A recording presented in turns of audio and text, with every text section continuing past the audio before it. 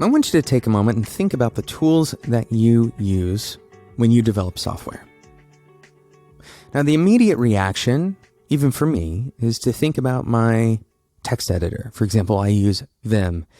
And then to think about the different languages or perhaps the build processes that I'm using to support my development. And then I think about the browser because most of the time I'm developing for something that's visible in a web browser. So I have this set of primary tools that I imagine are the tools that I use to develop software. And the truth is, these tools get most of the attention. They get most of the headlines, and they usually get most of our investment, both in time in learning them, as well as our actual monetary investments. But far too often, we leave it there. That's where we stop. That's where the list ends. And in today's episode, I'm going to talk to you a little bit more about tools that either you could be using or you already are using, but you're not putting the right intentionality into using them. My name is Jonathan Cottrell, and you're listening to Developer Tea. My goal on the show is to help driven developers connect to their career purpose and do better work so they can have a positive influence on the people around them. And as it turns out, tooling is a big part of this discussion. In fact, a lot of our time and a lot of our energy and our mental space and even our anxieties and our frustrations and sometimes our moments of excitement, our moments of celebration and breakthrough, they happen centered around our tooling. Because for most people and for most developers, and not only developers, but in other areas too, tools specifically, act as a leverage point. They abstract something that previously took X amount of energy to do, and they allow you to use something like half of that, X over 2 amount of energy. They divide that energy and they use your energy more efficiently to accomplish the same goal. And you can think about tooling in the manual sense, and this helps us understand it. In our physics classes, in 7th grade physics class, I learned about simple machines, for example. How a simple machine can be used to leverage energy in more efficient ways. And these concepts are very powerful, and these types of tools can make a very big difference. We see languages, for example, develop these new tools that are brought into the core of the language that allow us to do things that previously took a lot more effort. JavaScript is a perfect example of this. JavaScript from 10 years ago looks very different from JavaScript from today. And if you're writing JavaScript now, you know that a lot of the reason for that is because we've developed these abstractions. We've developed tools that allow us to do more with less energy. And so this concept is well proven and it's well accepted and it's well adopted. But tooling is not just about our primary tool set. It's not just about the thing that we're using directly. And my goal in today's episode is to incite you to think more about your secondary tools, your supportive tools, the things that allow the work that you're doing with your primary tools to be better. Not just about lowering the amount of energy, but increasing the overall quality, perhaps increasing the enjoyment factor that you have as a developer. Tooling that allows your processes to be more fault tolerant, for example. So what are these tools? What are these secondary tools that we're talking about? Well, I want to give you an example of when a tool has failed me. And it's a difficult example because it doesn't really have a perfect answer.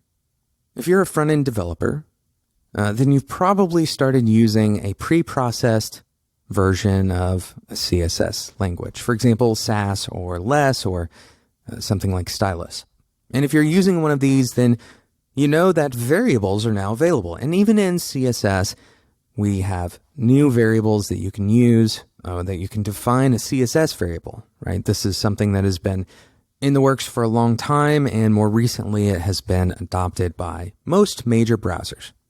All right, so the reality is we now have the ability to use CSS variables or preprocessor variables, which means that we can abstract some things away from their kind of concrete definitions to more abstract definitions. While this has brought a huge jump in productivity for most people, it also brings along with it some interesting questions and some problems that we have to solve as developers. I'll give you an example. When I define a color, let's say I wanted to define some kind of color that would hold the value of blue. And so I define the color with the name blue. And this is all fine and good until we decide to shift everything that is on the website that is blue. We decide to change that to green. Maybe the company rebranded, or maybe we're reusing those styles in a different place.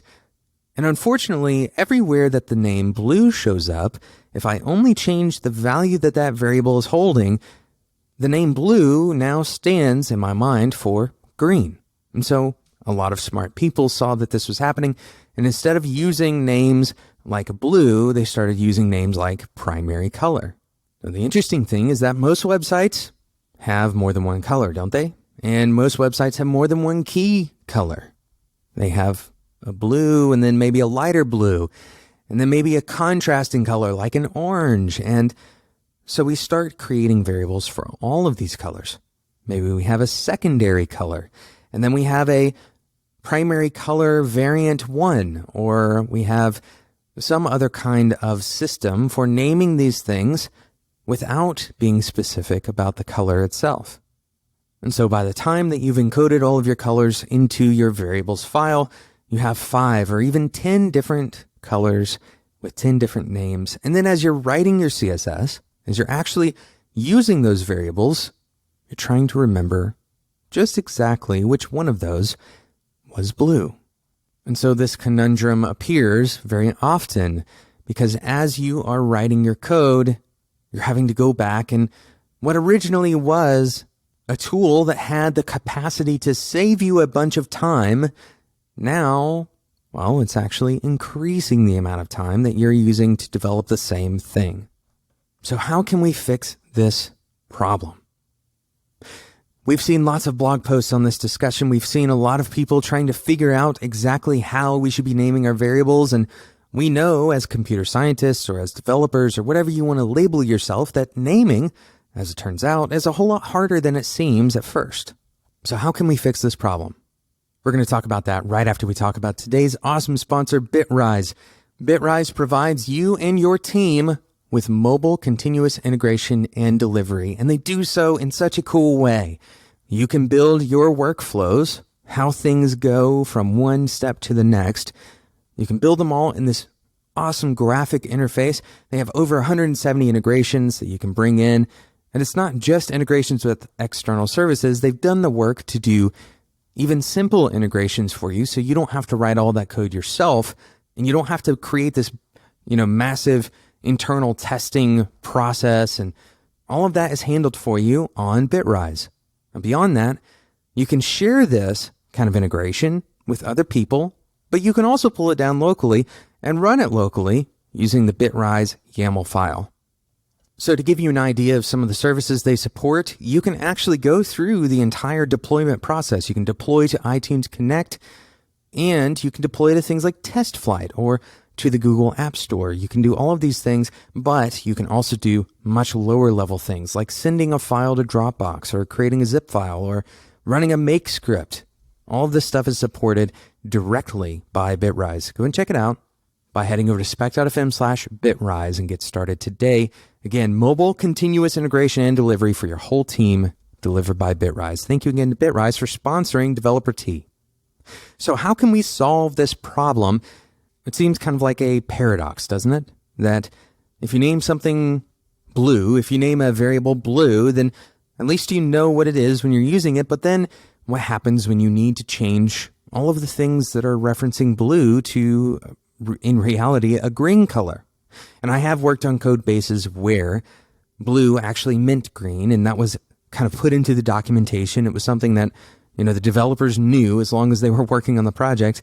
And in fact, I've seen variables like green set to the blue variable. So now you can use green or blue interchangeably, and they both mean the same thing. And this obviously has a lot of bad implications because now the code becomes confusing, and you need a exorbitant amount of documentation to be able to understand these things. especially if it's not just happening in one place. So what is it exactly that we can do to circumvent this problem? I think the most common issue that we run into when we try to solve problems like this is that we're trying to solve it with the same approach that we've always tried, which is, what is the right name? How can we come up with the right name? How can we capture both of these things at the same time? And this problem is, in and of itself, not solvable by that particular metric. You're not going to be able to both reference blue and not reference blue at the same time. A much better way of thinking about a solution to a problem like this is to think about your secondary tools. For example, and this isn't a cohesive way of solving this problem, but one way that you could solve this problem is by highlighting the color itself in your IDE. This is a supporting mechanism, and there are tools that will do this. They'll go through and read your variables and see what they're set to, and if it is indeed a color, then whenever you write that variable, it will show up highlighted as that color. But what if you did something even more primitive, even more simple? What if you just had, well, like a notebook? And in front of you, you have, in your notebook, you have an easy way of scratching down which one of these things maps to blue, and which one maps to red and orange and whatever other colors that you have. Of course, this isn't the best solution necessarily, but as it turns out, it's a pretty good solution, because what you're doing is you're taking this thing that you're trying to hold in your brain, or you're trying to hold in code, and you're relieving the responsibilities of your brain and of the code base of holding that information with a secondary tool. Another example of this, if you stop thinking about things in terms of writing code as a document, and instead you think of your code as kind of a living program, then maybe you can have just a few simple macros. So whenever your code editor sees the word blue, you can expand that to the correct variable name. And this is a secondary tool because it's supporting the process of writing, right? It's not something that you're writing directly in, but it's supporting that writing, and it's actually changing what is being written. It's changing the outcome. But I don't want you to limit your perspective on what a secondary tool could be. For example, it's possible that a secondary tool for you is a light. Just a simple lamp on your desk. This may help your energy level, or maybe another tool for you is a desk toy, something that keeps you interested and engaged and that you enjoy. Another tool might be music. And this sounds obvious to a lot of people, and in fact, it sounds obvious to me even as I say it. Of course, music will help me focus in some ways, or maybe music will distract me in some ways. Lighting can help me focus, or the wrong kind of lighting can distract me. And these things seem obvious, but unfortunately, we so often don't think about problems in terms of both the primary and the secondary options for solving them. And so our perspective on tools can shift. And in fact, sometimes a tool is actually an action. For example, if you're having a hard time solving a problem and you're looking to a tool to help you do it, maybe the best tool you can employ is a walk around the block. And as it turns out, a lot of research would support that decision. This is something that is very difficult for us to see because most often it's a second order effect. In other words, it's not going to directly solve our problem. These tools that we have are not directly managing something for us. We're not directly fixing the variable issue by having a notebook in front of us. Instead, our secondary tools very often are creating an environment. This is why I like the term IDE, because a text editor is only one part of the software development process. And so we need to be thinking about secondary tools in this way. How we are shaping the space that we are working in. Not just the physical space, but also the mental space. So I want you to ask you a few questions as we wrap up this episode. I want you to ask yourself a few questions about your tooling and specifically about your secondary tooling. Number one, what secondary tools do you rely on? This is something that Maybe you need to take some time to write this down because it's not going to be top of mind for most people. What secondary tools are you relying on? The next question I want you to ask is, where are your primary tools failing you? Where are your primary tools failing you? Now, the goal of both of these questions is to start pointing you at ways that you can supplement those primary tools with secondary tools. Perhaps you haven't even thought about having a secondary tool. Perhaps you haven't really thought about the option of writing things down as you're coding, because what's out of sight is typically out of mind. So I want you to evaluate those two questions. Number one, again, is what secondary tools am I currently relying on to help me as I develop software? And the second question is, how do my primary tools fail me?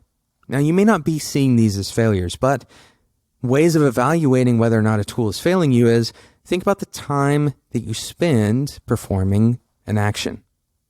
If you're having to spend a lot of time doing the same thing over and over, then that primary tool is failing you in some way, most likely. And it's beyond the scope of this episode to determine all of the ways that a primary tool can fail you, but most likely, if you can just start with the things that either are taking a lot of time or causing a lot of frustration, right? And causing a lot of rework, or maybe causing a lot of translation error between you and another developer. Those are places where your primary tooling very likely is failing you. And the last question is very simple. What secondary tools can I adopt or improve, right? So new tools or old ones that need some improvement. What secondary tools can I invest in some way to make me a happier, more productive, and more focused developer? This answer will take some time to develop, but it's one that you should ask yourself on a regular basis. Very often, we are asking ourselves this question only about our primary tool set.